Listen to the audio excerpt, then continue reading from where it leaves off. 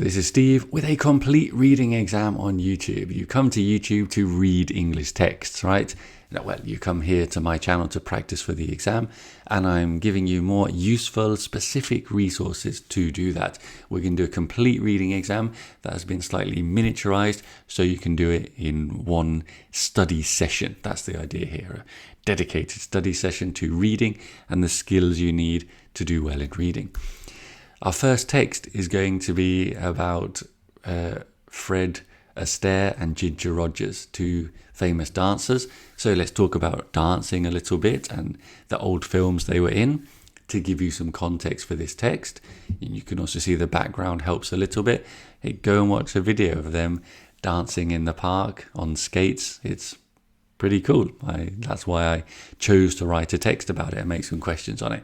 But you probably just want to get into the reading, don't you? So let's do it. It's reading part 5. You just saw a little spoiler there if you're paying attention for question 1. But pause the video and do these 3 questions. Read the text in detail. You know how it works. Eliminate the wrong answers. Find the one that expresses the same idea. The one that's true, the 3 that are false. Here come the answers. The historical context, well, the point here was that everything was very difficult outside and you could escape by watching these films, which were different, which were graceful, rhythm, charming. You know, they're not struggling. So it's going to be C, isn't it? It's different from the historical context. What do we say about their dancing style? We say that it appeared spontaneous, but they worked a lot.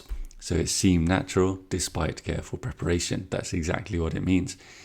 And number 3, his filming technique. Well, here we say that he insisted on long takes, and this shows you all the work that went into it. So this emphasizes the hard work. It showcases all of the discipline. It makes sense. They do incredible things, and then we can see this in the way that they film it. So you've got CBA, 2 marks per question, total out of 6. Keep a record of your score. Keep a record of any new vocab. Look it up. Think about what it means. Really go into detail studying these hard, useful C1 texts. As we move on to our next part of the reading, which is going to be about nursing, because I did a lot of this work while I was in hospital for my broken collarbone in the last few weeks. So let's talk about being in the hospital. What would you do if you were stuck in bed?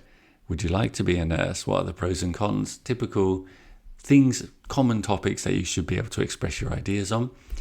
As we move on to reading part 6 for the C1 exam, 4 texts about being a nurse and comparing and contrasting the ideas between the texts. Pause the video, answer the questions, because I'm now going to tell you the answers. So what does text say about what makes a job rewarding? It says that the small actions that help people make it feel worthwhile. So it's the idea of helping people and getting gratitude from that. And text C says you have satisfaction in knowing about your impact on people. So the answer is text C. What does text B say about teamwork? It says you really need it. You need your colleagues. It would be overwhelming without it. We rely on each other. And text D mentions how teamwork is crucial and there's lots of coordination. So the answer is text D. And for text 3, which one is different about the expectations and reality of nursing? Well, what do they all say about it? A says, I can see now why it's described as a calling. So it sort of matches the expectations. I heard this was our expectation, that it's like a calling, a vocation. So it matches it. Text, I've done these in the wrong order. Text C says, it's very demanding and I had no idea that it would be so intense. So it doesn't match the expectations. Text D says, they never told us it would be this draining, meaning difficult. So it doesn't match the expectations. And text D says, the reality is more complex. I expected this, but it's not like that. So the answer is text A, because it matches the expectations more than the others. 6 marks, keep a record of your score. Let's move on. Now we're going to talk about something, a really nice C1 idea. There's a famous interview question, which is my third question here. Are there more doors or windows in the world? And you're supposed to be able to answer this question and think, well, on the one hand, on the other hand, as if it was a speaking exam, giving your ideas on this slightly silly topic, slightly, meaningless topic, but you can talk about it because you have the level of English to do that. Let's do our reading text.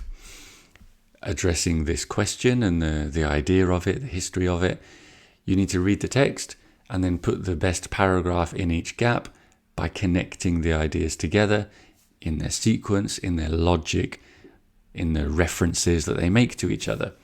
Pause the video and go through it. And here come the answers. Our first gap is about the initial reaction that you have when you hear this question. So we've got text C, which talks about the initial reaction. So the best answer is text C. Our second gap suggests possible approaches for how to answer this question. And then paragraph A suggests another way of doing it, how you could think about answering the question. Our third paragraph is mostly about the explanation. So we've got the discussion, the disagreement, and how you respond to it, and like the deeper meaning of it. So the best answer is D. That was an interesting one. You've got a score out of 6 as you keep a record of it. And we're going to move on to our final part of the reading exam, which is going to be about some Korean food, because I've been watching Culinary Class Wars, which I recommend if you can watch it in English to practice your English. It's a lot of fun. And we've got some questions about Asian food and mukbang and so on. And we've got our text for reading part 8 about kimchi. The text is in 4 paragraphs. You need to say which paragraph mentions these different aspects about kimchi. Pause the video and here come the answers.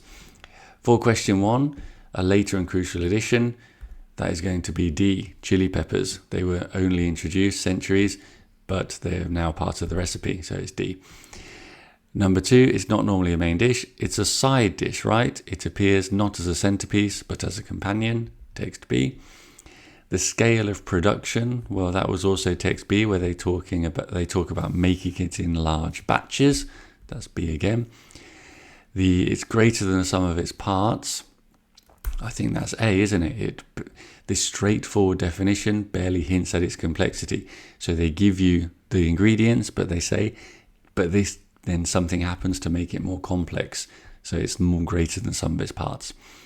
The environmental conditions, that was text C, the harsh winters that made them want to use cabbage. And a specific ingredient that works well, I think that was also C, wasn't it? The structure and water content of cabbage make it good for kimchi, so text C. So you have 6 marks there as well, the same as for every other part, which means you have a total out of 24, and you should know if you're passing 15 out of 24, 60%, and which parts you need to practice, and how you can practice them by reading more in general, by watching my deep dive focus videos, and by practicing from your textbooks and in your classes on that part of the exam. Good luck with it and see you next time.